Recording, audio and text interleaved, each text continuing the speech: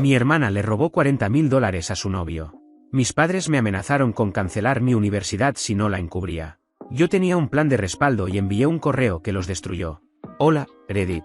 Mis padres siempre dejaron muy claro quién era el hijo invisible y quién era la estrella de la casa.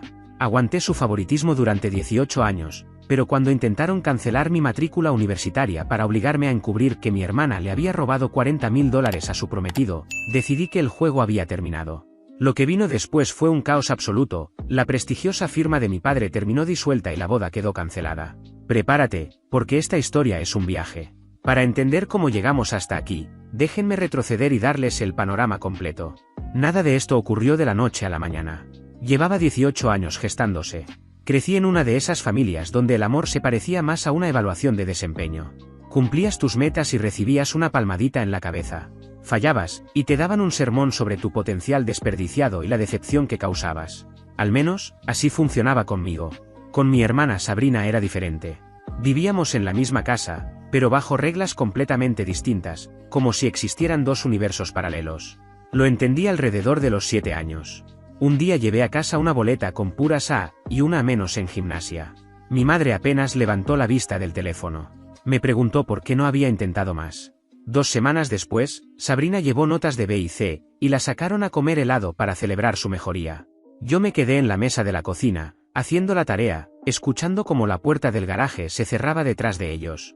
Y en ese momento entendí exactamente cuál era mi lugar en la jerarquía familiar. Una lección fría a los 7 años, pero mejor aprenderla temprano, supongo. Mis padres, Julian y Vivienne Donovan, dirigían una exitosa firma de contabilidad en los suburbios de Virginia. Vivían y respiraban apariencias. Ya sabes el tipo, la familia de la tarjeta navideña, con suéteres a juego y sonrisas ensayadas. La narrativa que vendían al mundo era simple, 2 hijos exitosos destinados a la grandeza. La realidad, detrás de puertas cerradas, era otra historia.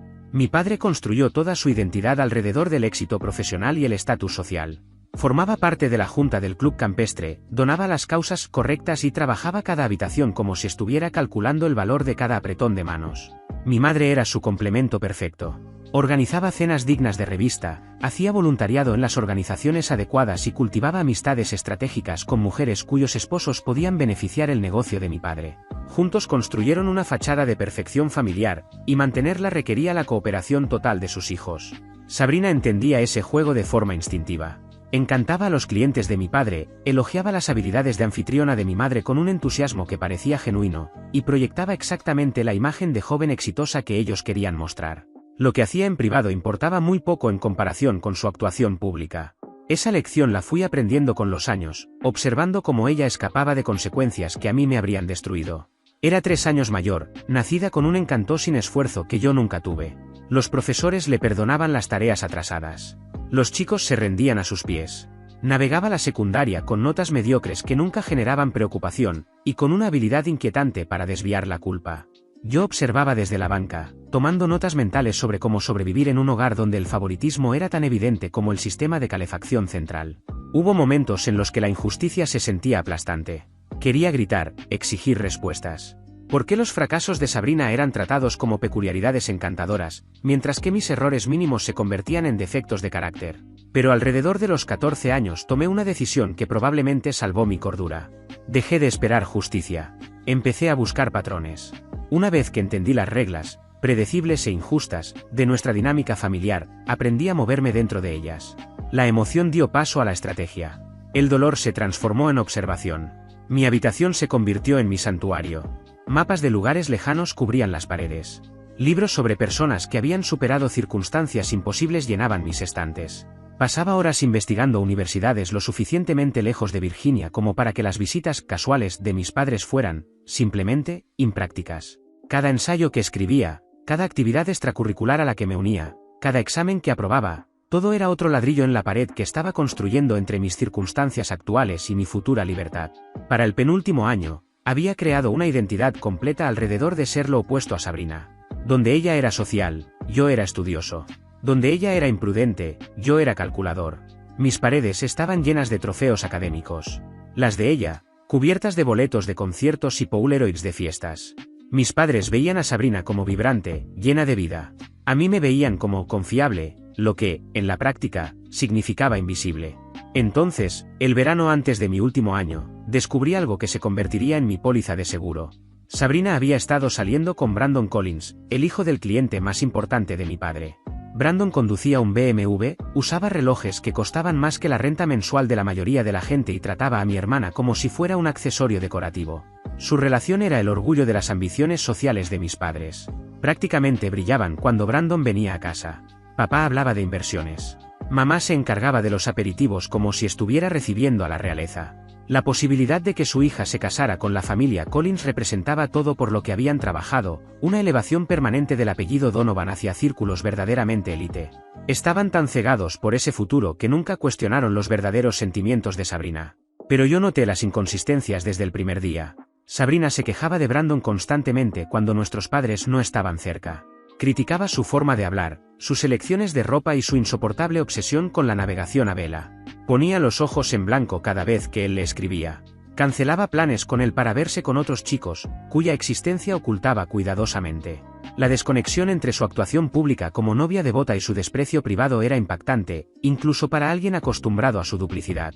Lo que mis padres no sabían era que Sabrina había estado manipulando sistemáticamente a Brandon por dinero. Lo convenció de financiar una supuesta oportunidad de inversión, que en realidad era su cuenta personal de compras. A base de palabras dulces y lágrimas estratégicas, logró sacarle casi $40,000 en 8 meses. Tropecé con la evidencia cuando tomé prestada su laptop mientras la mía estaba dañada. Estados de cuenta bancarios. Conversaciones de texto. Y lo más perturbador de todo, una hoja de cálculo detallada donde registraba cada extracción como si fuera un juego retorcido. Esa hoja fue lo que realmente me heló la sangre. Columnas con montos. Notas sobre técnicas de manipulación emocional. Una entrada decía, le dije que mi auto necesitaba reparaciones. Lloré sobre sentirme una carga. Resultado, $3,500.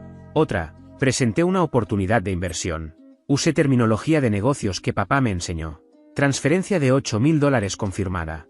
Trataba el fraude como si fuera un proyecto profesional, con totales acumulados y proyecciones futuras. Me quedé sentado en su habitación casi una hora, revisando meses de engaño calculado. Brandon no era precisamente una víctima fácil de querer, con su actitud privilegiada, pero nadie merecía ser explotado así por alguien que fingía amarlo. La magnitud de la manipulación revelaba un nivel de deshonestidad que superaba incluso mis expectativas más cínicas.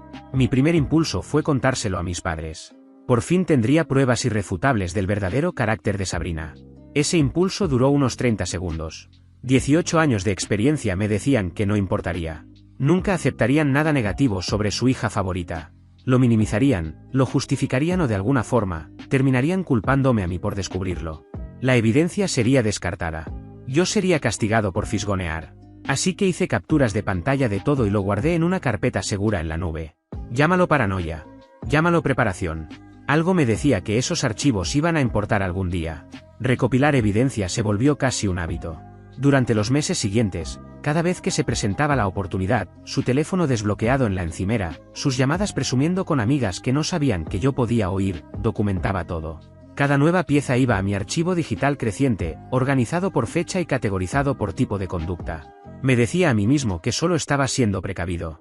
Pero la verdad probablemente era más compleja. Una parte de mí necesitaba validación. Pruebas de que lo que percibía en mi familia no era una distorsión paranoica. Y otra parte, quería protección. Un seguro contra el día en que las manipulaciones de Sabrina dejaran de apuntar hacia otros, y empezaran a dirigirse directamente hacia mí. Y sí, una pequeña parte de mí solo quería munición. Armas que pudiera usar si las circunstancias alguna vez exigían defenderme. El último año se desarrolló con el ritmo predecible de solicitudes universitarias y cenas familiares donde mis logros recibían apenas breves asentimientos, mientras el último drama de Sabrina se robaba toda la atención. Ella ya se había graduado y en teoría, asistía a una universidad comunitaria mientras vivía en casa, aunque su agenda real parecía girar en torno a restaurantes caros y viajes de compras, siempre financiados por la constante generosidad de Brandon. Mi consejera universitaria, la señora Whitaker, se convirtió en una aliada inesperada. Vio algo en mí.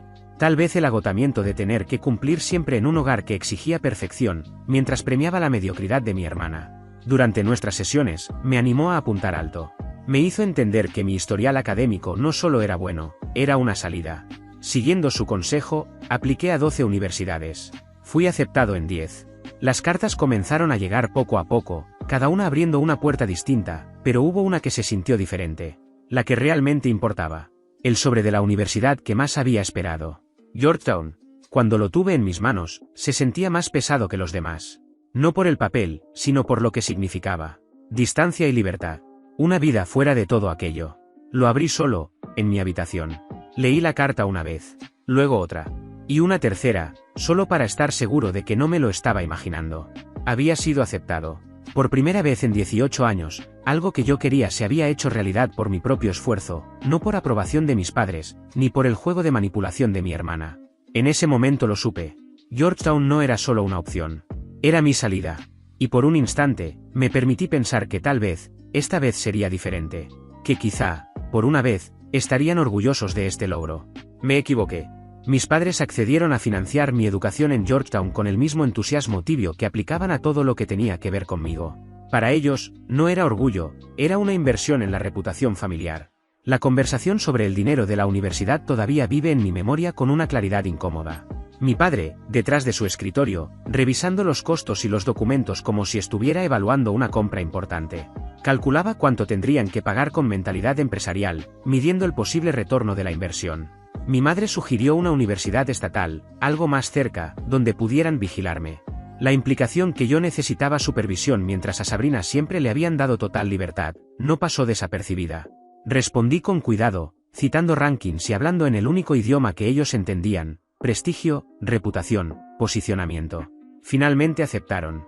Pero mi padre dejó claro que el apoyo económico dependía de mi rendimiento académico constante, y de un comportamiento adecuado. Traducción: mantente útil, mantente callado, no nos avergüences. El primer semestre fue transformador. Por primera vez, existía fuera de la sombra de mi hermana. Los profesores sabían mi nombre por mis aportes, no como el hermano de Sabrina. Hice amigos que apreciaban mi humor seco y mi lealtad. Mantuve un promedio casi perfecto mientras trabajaba medio tiempo en la biblioteca del campus. Esos meses sabían a libertad. Como si la persona que siempre fui destinado a ser, por fin tuviera espacio para respirar. Mi compañero de cuarto, Richard, cuya familia se había mudado recientemente al área de Washington, se convirtió en mi primer amigo real fuera del ecosistema social que mis padres habían construido. Su familia disfrutaba estar junta. De verdad. Los hermanos se apoyaban. Los padres expresaban orgullo, sin condiciones. Escuchar sus historias sobre vacaciones familiares se sentía como estudiar una cultura completamente ajena. Él escuchaba mis versiones cuidadosamente filtradas sobre mi hogar con creciente preocupación, hasta que, un día, lo dijo sin rodeos. Tu familia suena profundamente poco saludable. Nadie lo había expresado así antes. Tan claro y tan directo. El trabajo en la biblioteca me dio mucho más que dinero.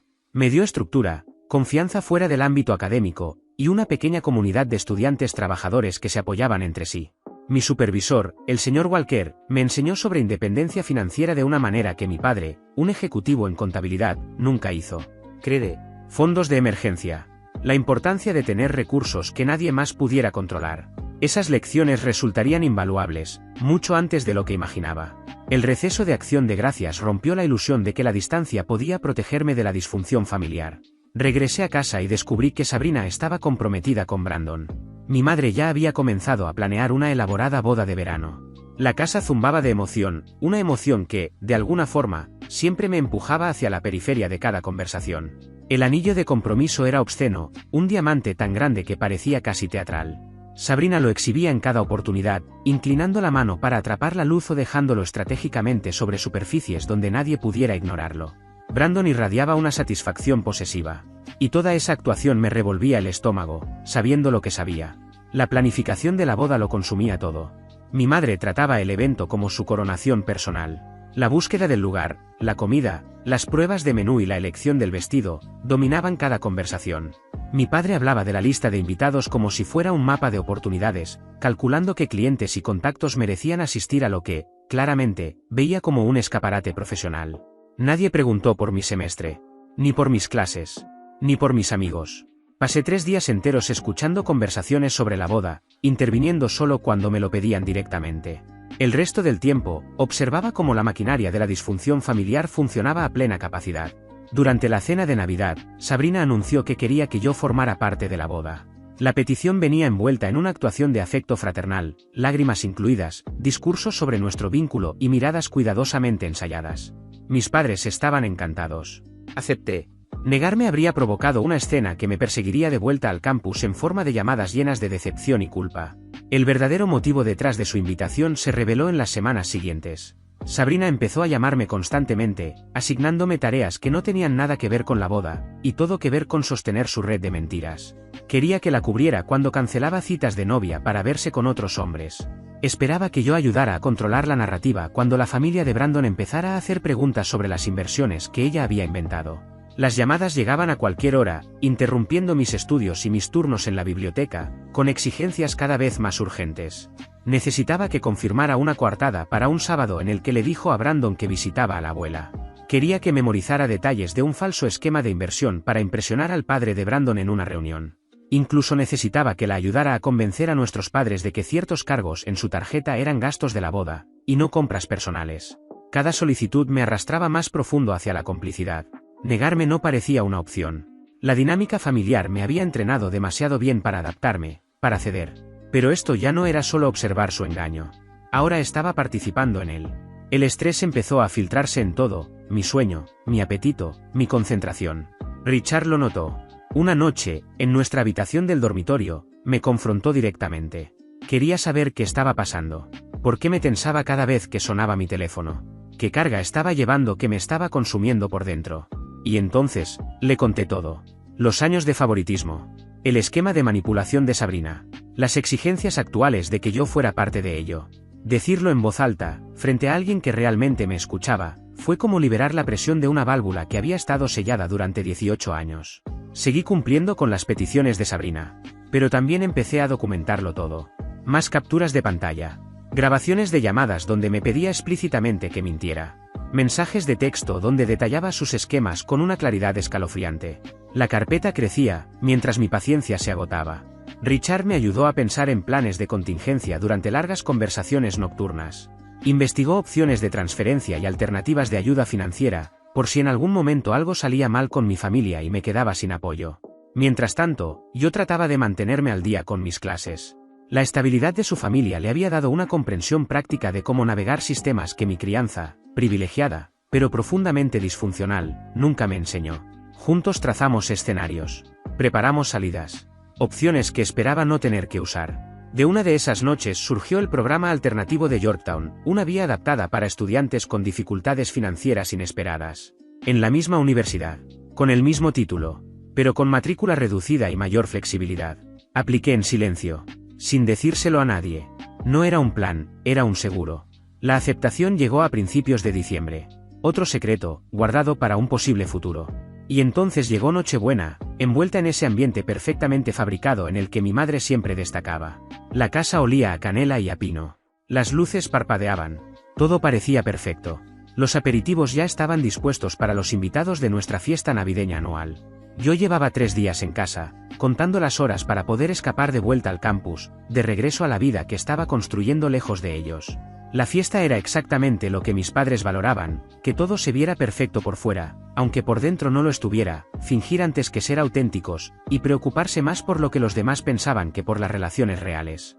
Los invitados llegaron en autos caros, vestidos con marcas de diseñador y cargando regalos que gritaban riqueza. Mi madre se movía entre ellos con una elegancia ensayada. Mi padre recorría la sala con intensidad profesional. Sabrina exhibía su anillo ante cualquiera que mostrara el más mínimo interés. Yo me quedé cerca de la mesa de bebidas, con una copa de sidra en la mano, haciendo conversación superficial con familiares a los que apenas reconocía. Mi primo Nicolás se acercó y comentó que me veía diferente, más seguro, más centrado. Su observación tocó algo en mí. Un pequeño recordatorio de que el cambio era visible para quienes realmente prestaban atención. La familia de Brandon llegó tarde, como si la puntualidad no aplicara para ellos, haciendo una entrada que captó la atención de toda la sala. Su madre, Penelope Collins, llevaba un collar llamativo que probablemente costaba más que todos mis libros del semestre juntos. Su padre, Edward, irradiaba esa arrogancia tranquila de la riqueza heredada, involucrando de inmediato a mi padre en una conversación sobre mercados y tendencias. Brandon, por su parte, se acercó a Sabrina con la seguridad de alguien que presume una adquisición reciente. Y entonces, empezaron los problemas. Comenzó de forma casi inocente. Penelope Collins me interceptó cerca del bol de ponche. Al principio, hizo preguntas casuales sobre Sabrina, pero rápidamente se volvieron más precisas. Había notado inconsistencias, compras inexplicables en estados de cuenta, movimientos financieros que no encajaban con la historia que Brandon le había contado, comportamientos que no coincidían con la imagen de la novia perfecta. Sus preguntas eran quirúrgicas. La forma de alguien acostumbrado a detectar irregularidades.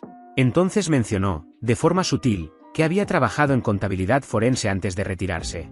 Ese detalle me heló la sangre. En ese instante entendí exactamente lo que estaba pasando. Esa mujer no estaba haciendo preguntas por curiosidad, ya sospechaba. Quizás no tenía todas las pruebas, pero sabía que algo no encajaba, y ahora solo estaba confirmándolo. Me estaba midiendo. El momento se alargó mientras mi mente corría, evaluando opciones. Podía desviar la conversación, restarle importancia, fingir que no sabía nada. Podía mentir y proteger la historia, como siempre había hecho. Era lo más fácil, lo más seguro. Pero también sabía otra cosa. Llevaba 1 año y medio viendo el engaño de Sabrina. 18 años tragándome el favoritismo. Meses siendo arrastrado a sus mentiras. Y estaba cansado. Cansado de encubrirla. Cansado de callarme. Cansado de seguir jugando un papel que nunca elegí. Así que tomé una decisión. No le iba a contar todo. No iba a entrar en detalles ni mostrar pruebas. Pero tampoco iba a seguir mintiendo. Le dije que sus sospechas eran correctas. Que la mujer con la que su hijo planeaba casarse no era quien aparentaba ser. Nada más. Luego me excusé y me alejé, con el corazón latiendo con fuerza, atrapado entre el miedo y una sensación que no esperaba sentir. Liberación. Las consecuencias no tardaron en llegar. Fueron inmediatas y devastadoras. Vi a Penélope acercarse a Brandon con decisión. Lo apartó del resto de los invitados y le habló en voz baja, pero con una seriedad que no dejaba lugar a dudas. No pude escuchar lo que dijo, pero sí vi el momento exacto en que todo cambió en su expresión. La confusión apareció primero. Luego, la incredulidad. Y finalmente, la furia. Brandon no dudó. Se giró y fue directo hacia Sabrina. La apartó sin demasiada suavidad y empezó a exigirle explicaciones ahí mismo, en medio de la sala. Las voces comenzaron a subir de tono, lo suficiente para que las conversaciones alrededor se apagaran poco a poco. Sabrina hizo lo que mejor sabía hacer. Se vino abajo en lágrimas perfectamente ejecutadas, como si todo aquello la estuviera destruyendo y casi de inmediato, me señaló a mí. No hicieron falta muchas palabras más. Los invitados empezaron a mirar, a susurrar, a intercambiar gestos incómodos. La tensión creció rápido, sin control, hasta que la fiesta simplemente dejó de ser una fiesta. En menos de 1 hora, todo se había desmoronado. Terminé en el despacho de mi padre, enfrentando lo que solo podía describirse como un tribunal familiar. El rostro de mi madre estaba rojo, manchado por la vergüenza, una emoción que, para ella, siempre había sido peor que cualquier verdad incómoda. Mi padre estaba detrás de su escritorio, como un juez a punto de dictar una sentencia ya decidida. Sabrina ocupaba el sillón de cuero reservado para clientes importantes, secándose unos ojos que, en realidad, no estaban llorando. Las acusaciones llegaron rápidas y cortantes. Yo estaba celoso. Estaba saboteando la felicidad de mi hermana. No soportaba verla triunfar. Siempre había sido difícil, resentido, problemático. Según ellos, estaba destruyendo a la familia en lugar de construirla. Mi padre fue aún más lejos, lo había avergonzado frente a su cliente más importante, poniendo en riesgo una relación de negocios que le había tomado años construir. Intenté defenderme. Expliqué el comportamiento de Sabrina, el dinero, las mentiras, la evidencia que había reunido. Pero mis palabras chocaban contra una pared sólida de negación. Sabrina lloró más fuerte. Mi madre me acusó de inventarlo todo para encubrir mi propia crueldad. Y como siempre, el patrón se repitió. Siempre se repetía. El veredicto llegó justo antes de la medianoche. Mi padre anunció que suspendería inmediatamente el pago de mi matrícula, hasta que ofreciera una disculpa completa y sincera a Sabrina, a Brandon y a ambas familias por mi comportamiento espantoso. Además, pasaría el resto de las vacaciones de invierno escribiendo cartas de disculpa a todos los que habían presenciado mis acusaciones vergonzosas durante la fiesta. Solo si cumplía todas esas condiciones, y ellos quedaban satisfechos, considerarían volver a pagar mi universidad. La amenaza cayó exactamente como él quería. Era simple, sin ese dinero, yo no podía seguir en Yorktown. Tendría que abandonar la universidad, dejar atrás la vida que estaba empezando a construir, y volver a esa casa, derrotado. La expresión de mi padre lo decía todo. Estaba convencido de que me tenía acorralado. De que no tenía salida. Que ningún chico de 18 años podía estar preparado para algo así. Sabrina observaba desde su asiento, con un triunfo apenas disimulado. Había interpretado su papel a la perfección, lágrimas en el momento justo, negaciones convincentes, y una habilidad impecable para redirigir toda la furia hacia mí. Este era su terreno. La dinámica familiar que dominaba desde siempre. Esperaba que me derrumbara, que suplicara, que aceptara mi lugar como el hijo menor, agradecido por cualquier migaja de aprobación. Mi madre permanecía ligeramente detrás de mi padre, su expresión más difícil de descifrar. Por un instante, creí ver incomodidad en sus ojos, una chispa de duda ante la dureza del ultimátum de mi padre. Pero la apagó enseguida, eligiendo, como siempre, la unidad familiar por encima de la justicia. Llevaba más de 2 décadas respaldando a mi padre. Romper ese patrón ahora le habría costado más de lo que alguna vez estuvo dispuesta a pagar por mí. Ellos esperaban lágrimas. Esperaban súplicas, negociación, desesperación. Lo que recibieron, en cambio, fue una sola frase, dicha con una calma que ni yo mismo sabía que tenía. Hagan lo que quieran. Ya no tienen poder sobre mí. Me di la vuelta y salí del despacho. Subí las escaleras hacia mi antigua habitación. Detrás de mí, escuché a mi madre preguntarle a mi padre si no habían sido demasiado duros, si tal vez debían reconsiderar. La respuesta de él fue inmediata, segura, casi con desprecio. Volverá por la mañana. No tiene otra opción. Lo que mi padre no sabía era que yo llevaba meses preparándome precisamente para este escenario. Tal vez no de forma consciente al principio, pero sí construyendo, pieza a pieza, una infraestructura de independencia durante el último año y medio. Tenía una cuenta de ahorros alimentada por mi trabajo en la biblioteca y empleos de verano. Lo suficiente para cubrir al menos un semestre en un programa más económico. Pero lo que mi padre no sabía era que yo ya tenía una alternativa. Ese programa de Georgetown no se había quedado en una simple idea. Lo había aplicado meses atrás, en silencio, y ya había sido aceptado. Todo eso lo había preparado con Richard. Fue él quien me empujó a hacerlo, quien me ayudó a organizarme y a abrir una cuenta en un banco al que mis padres no tenían acceso, para que mi dinero estuviera fuera de su alcance. Para esa noche, nada de esto era improvisado. La aceptación llevaba semanas en mi correo. Todo estaba listo. No era una posibilidad. Era un plan real. Y esa noche, lo puse en marcha. Confirmé mi inscripción. Pagué el depósito con mi propio dinero. Y luego, empecé a empacar. Con la eficiencia metódica de alguien que había ensayado ese momento en su mente una y otra vez. Desmontar mi habitación de infancia me tomó unas 4 horas. Trabajé en silencio, llevándome todo lo que realmente importaba y dejando atrás los muebles y las decoraciones que mi madre había elegido. La ropa fue directo a las maletas que había escondido al fondo del closet. Los libros, a cajas que ya había preparado en el garaje 2 días antes, por si acaso. Mi laptop, donde guardaba años de evidencia cuidadosamente recopilada, nunca se separó de mí. A las 6 de la mañana, mi habitación estaba completamente vacía. Despojada de todo lo que me definía. Ropa doblada en maletas. Libros empaquetados y listos para envío. No quedaba nada que indicara que alguna vez había sido mi hogar. Ya había coordinado un servicio de transporte para llevarme a la estación de tren. Desde allí, un boleto a Washington me conduciría hacia un futuro que ya no dependía de la aprobación de mis padres. Richard me había ofrecido la habitación de huéspedes en la casa de su familia hasta que abrieran las residencias estudiantiles. Una generosidad que aún me conmueve, considerando que no me debía nada más allá de nuestra amistad. Sus padres, que se habían mudado a los suburbios de Washington apenas 2 años antes, aceptaron sin dudar. Parecía que ya estaban acostumbrados a que su hijo acogiera a personas que necesitaban un refugio temporal. Saber que una cama cálida me esperaba en Arlington fue lo que me sostuvo durante esas horas tempranas, cuando la duda amenazaba con quebrar mi determinación. La confrontación llegó antes de lo esperado.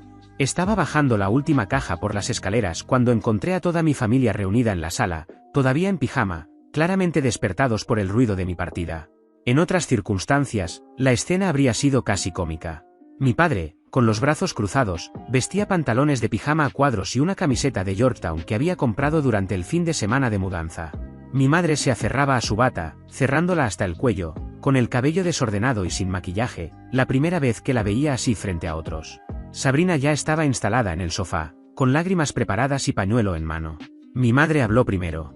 Su voz temblaba, al borde de romperse. Quería saber qué creía que estaba haciendo. ¿A dónde pensaba ir? Si había perdido completamente la cabeza durante la noche. Dejé la caja en el suelo y respondí con calma, me iba. Mi transferencia estaba aprobada. Mi primer semestre, pagado. Tenía un lugar donde quedarme hasta que abrieran las residencias. Todo estaba organizado. Me iría en 1 hora. Cada palabra cayó como un golpe. Podía verlo en sus rostros, la comprensión llegando, lenta pero inevitable. El poder de mi padre, su supuesto control, se desvanecía frente a sus ojos. Su ultimátum, pronunciado con tanta seguridad apenas unas horas antes, había quedado completamente inútil frente a una realidad que nunca imaginó posible, que yo estuviera preparado. Que tuviera una salida. Que no dependiera de él. Observé cómo ese entendimiento se instalaba en ellos. Mi padre ya estaba calculando las consecuencias, la pérdida de control, el daño a la narrativa familiar, la vergüenza social. Mi madre parecía atrapada entre la preocupación y la confusión, incapaz de entender cómo el hijo obediente que creía conocer era la misma persona que tenía enfrente.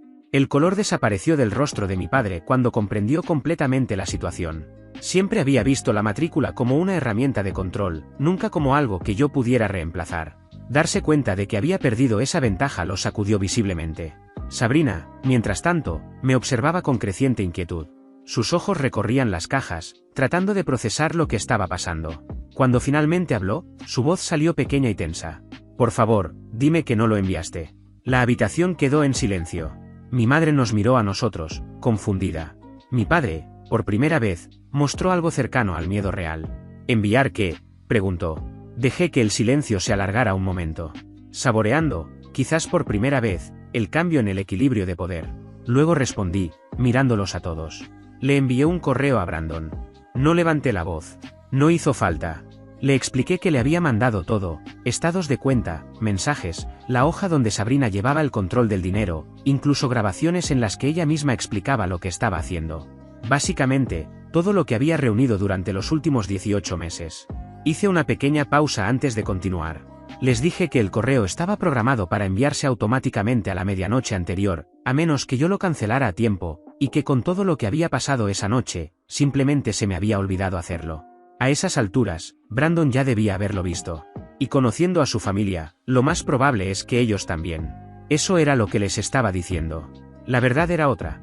En realidad, lo había enviado yo mismo, manualmente, alrededor de las 2 de la mañana, justo después de confirmar mi transferencia y terminar de empacar las primeras cajas.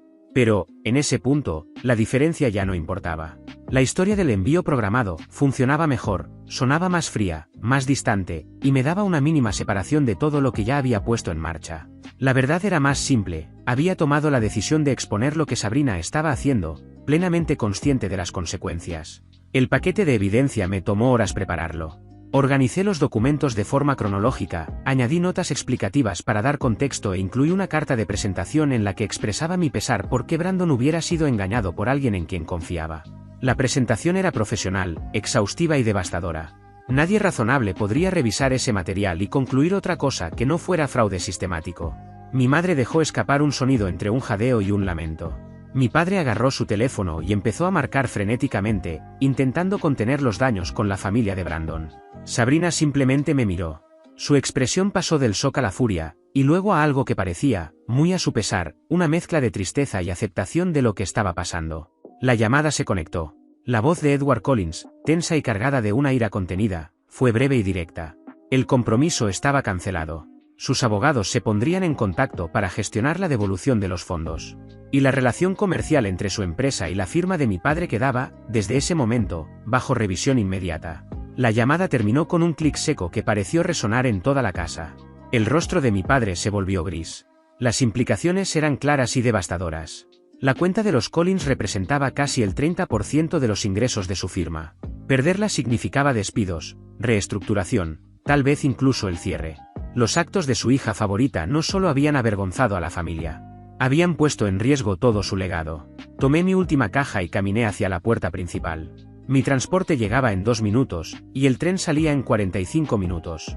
Yorktown me esperaba, junto con una vida construida bajo mis propias reglas, no bajo la aprobación condicional de mi familia. Cuando ya estaba en la puerta, a punto de salir, la voz de mi padre me detuvo. Me pidió que me quedara, que habláramos, que pensara en las consecuencias de lo que había hecho. Su tono ya no era autoritario. Era casi suplicante. Nunca lo había escuchado así. Me giré por última vez. Le dije que entendía perfectamente las consecuencias. Sabrina había estafado $40.000 a un hombre que confiaba en ella. Durante meses, me utilizó como cómplice involuntario. Y cuando dije la verdad, me amenazaron con destruir mi futuro mientras la protegían. Las consecuencias que ahora enfrentaban no eran injustas. Eran inevitables. El coche llegó justo cuando terminé de hablar. Cargué las cajas en el maletero, me senté en la parte trasera y le pedí al conductor que me llevara a la estación. A través de la ventana, vi a mi familia en el porche, todavía en pijama, intentando procesar cómo su mundo perfectamente construido se desmoronaba frente a ellos. Las semanas siguientes trajeron actualizaciones fragmentadas, a través de conocidos y familiares que no podían resistirse a compartir el drama. Brandon rompió el compromiso de inmediato. Su familia exigió la devolución completa del dinero. La relación comercial con los Collins colapsó por completo. Y Sabrina volvió a casa, desacreditada, viendo cómo su círculo social se deshacía a medida que la verdad se propagaba. Mi primo Nicolás se convirtió en una fuente inesperada de información. Me escribía con frecuencia, relatando cada nuevo desarrollo con una mezcla de sorpresa y satisfacción. Para él, como para muchos que lo habían visto desde fuera, aquello era una implosión largamente anunciada. A través de sus mensajes supe que mis padres intentaron controlar la narrativa. Lo presentaron como un malentendido, como una exageración provocada por su hijo ingrato. Pero los abogados de los Collins se encargaron de desmontar rápidamente esa versión. A partir de ahí, las antiguas amigas de Sabrina comenzaron a alejarse poco a poco, a medida que los detalles se iban filtrando por la red de chismes del vecindario. Algunas incluso se pusieron en contacto conmigo directamente. Admitieron que, a lo largo de los años, ya habían sospechado de varios comportamientos de Sabrina, y expresaron alivio al saber que, por fin, alguien la había hecho responsable. Sus mensajes eran reconfortantes, pero también una confirmación triste: sus patrones manipuladores siempre habían sido visibles para quienes prestaban atención. Mientras tanto, mis padres seguían eligiendo no ver. Intentaron contactarme varias veces durante enero. Llamadas que dejé ir al buzón de voz. Correos electrónicos que nunca abrí. Incluso llegó una carta a mi dirección en el campus, que devolví sin leer. No tenía interés en una reconciliación que exigiera disculparme por decir la verdad. Para febrero, ya había construido una nueva rutina. Las clases requerían toda mi atención. Mis amigos ofrecían un apoyo genuino, sin condiciones. Y el programa modificado, en realidad, se adaptaba mejor a mi forma de aprender que el tradicional. Podía trabajar más horas sin dejar de avanzar hacia mi título. La independencia financiera sabía a café barato y fideos instantáneos, pero también a dignidad y autoestima. La familia de Richard me acogió durante 3 semanas en Arlington, antes de que abrieran las residencias estudiantiles. Me trataron con una calidez que, al principio, resultaba casi abrumadora. Su madre preparaba desayunos enormes y hacía preguntas sinceras sobre mis estudios, mis intereses, mis planes. Su padre me daba consejos financieros sin ese tono calculador que siempre había acompañado las palabras del mío. Observarlos fue como descubrir un modelo completamente nuevo de familia. Uno que guardé, casi instintivamente, como referencia para el futuro. Volver al campus se sintió, por primera vez, como regresar a casa. Mi pequeña habitación se convirtió en un santuario. Un lugar donde, por fin, podía respirar. La primera noche de regreso me senté en la cama y me quedé en silencio durante casi 1 hora, procesándolo todo. El peso que había cargado durante años empezaba por fin a desaparecer. A principios de marzo, mi tío Grant, el hermano de mi padre, siempre un poco al margen de la dinámica familiar, se puso en contacto conmigo. Había escuchado la historia desde distintos ángulos y quería que supiera que apoyaba mi decisión. Más importante aún, se ofreció a respaldar un préstamo estudiantil privado, dándome margen financiero sin ataduras emocionales. Acepté, profundamente agradecido. El semestre de primavera terminó con honores. El verano trajo consigo una pasantía en una pequeña firma de consultoría, donde mi ética de trabajo y mis habilidades analíticas recibieron algo a lo que no estaba acostumbrado: reconocimiento genuino. Alquilé un estudio diminuto en un barrio que exigía 3 cerraduras en la puerta, pero que me permitía caminar al trabajo sin depender de nadie. La pasantía abrió puertas que ni siquiera sabía que existían. Mi supervisor, el señor Alexander, un hombre que también había construido su vida a pesar de una historia familiar complicada, reconoció algo en mí. Se convirtió en un mentor en todos los sentidos. No solo en lo profesional, sino en lo personal. Me enseñó a navegar entornos corporativos, a defender mi valor y a construir una reputación basada en resultados, no en conexiones. Al final del verano, me ofreció un puesto de medio tiempo durante el año académico, suficiente para cubrir la mayoría de mis gastos. Mi pequeño apartamento, con todas sus limitaciones, representaba algo mucho más grande: mi libertad. Lo decoré con muebles de segunda mano y plantas que, sorprendentemente, sobrevivieron a mi inconsistente rutina de riego. Richard vino a visitarme un fin de semana. Declaró que el lugar era diminuto, pero perfecto. Incluso me ayudó a armar una estantería que yo no había logrado ensamblar solo. La satisfacción de pagar el alquiler con mi propio dinero nunca perdió su valor. El primer aniversario de aquella Nochebuena llegó y pasó. Lo celebré firmando el contrato de un apartamento ligeramente mejor, uno que solo necesitaba 2 cerraduras en lugar de 3. Alrededor del 8º mes, Sabrina me escribió. Un mensaje largo, lleno de frases sobre crecimiento personal, lazos familiares y la esperanza de reconectar. Le respondí con un mensaje breve y sin emoción. Cuando terminé de escribir, le deseé lo mejor y le dejé claro que no estaba interesado. Nunca contestó. Me ahorró la molestia de bloquearla. Mis padres permanecieron en silencio hasta el día de mi graduación. No asistieron, pero enviaron una tarjeta. Dentro, había un cheque de $10.000 y una nota breve diciendo que estaban orgullosos. No me interesaba reabrir ninguna relación con ellos. Pero el dinero es dinero. Lo deposité, respondí con un gracias seco de 2 líneas, sin abrir ninguna otra conversación, y volví a empacar. Esta vez, para mi nuevo trabajo en Boston. La firma de consultoría me había ofrecido un puesto de tiempo completo. El señor Alexander había peleado por mí ante los socios, logrando que crearan un rol de analista junior que comenzaría apenas 3 semanas después de mi graduación. Acepté el puesto y entré de lleno en una nueva etapa de mi vida, construida con mis propias manos y mis propias decisiones. La verdadera actualización llegó unos 2 años después. Estaba en mi escritorio cuando Nicolás me envió un mensaje con un enlace a un artículo de noticias local de Virginia. La firma de contabilidad de mi padre estaba siendo demandada. Resultó que lo de los Collins había sido solo el primer dominó. Tras perder a su cliente más importante, mi padre entró en pánico. Empezó a recortar esquinas, a manipular cifras para mantener satisfechos a otros clientes. Uno de ellos fue auditado por la Agencia Tributaria de Estados Unidos, el IRS, y todo se vino abajo rápidamente. El artículo mencionaba posibles cargos criminales, la revocación de su licencia, todo. Lo leí 2 veces. Luego cerré el navegador y volví a mi hoja de cálculo. Ese desastre ya no me pertenecía. Nicolás me mantuvo al tanto durante los meses siguientes. Mi padre evitó la prisión, pero perdió de forma permanente su licencia de contador público certificado. La firma se disolvió. Mis padres tuvieron que vender la casa, la grande, con garaje para 3 autos y el jardín perfecto donde se celebraban aquellas fiestas navideñas, y mudarse a un condominio. Mi madre empezó a trabajar medio tiempo en una tienda. Mi padre, el mismo hombre que durante años me dio lecciones sobre reputación y retorno de inversión, ahora hacía contabilidad freelance para pequeños negocios que no conocían su pasado.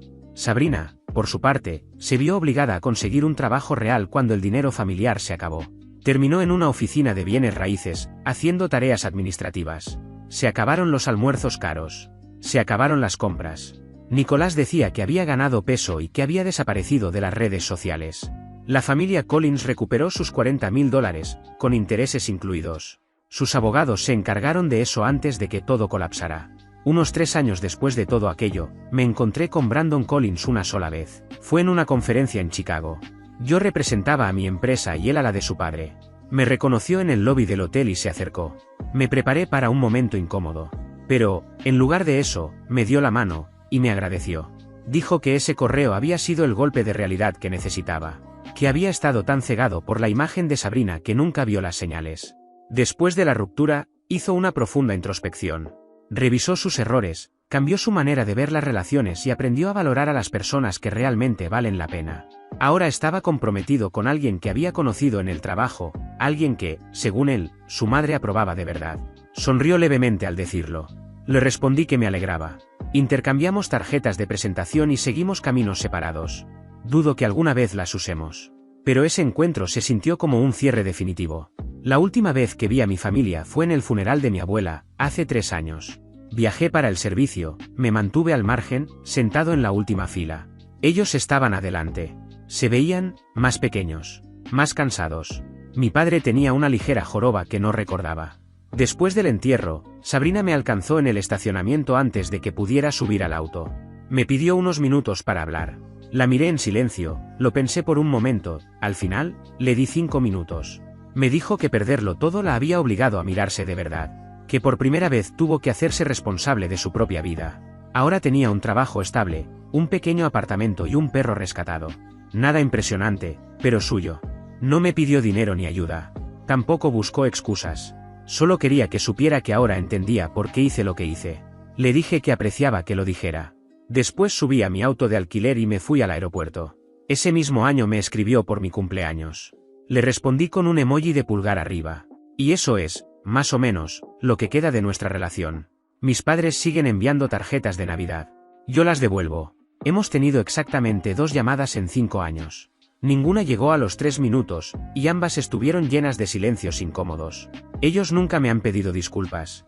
Y la verdad, Ya no me interesa escucharlas. Con el tiempo entendí que en la vida hay que trabajar duro por uno mismo, construir algo propio y rodearse de personas que de verdad te valoren y quieran.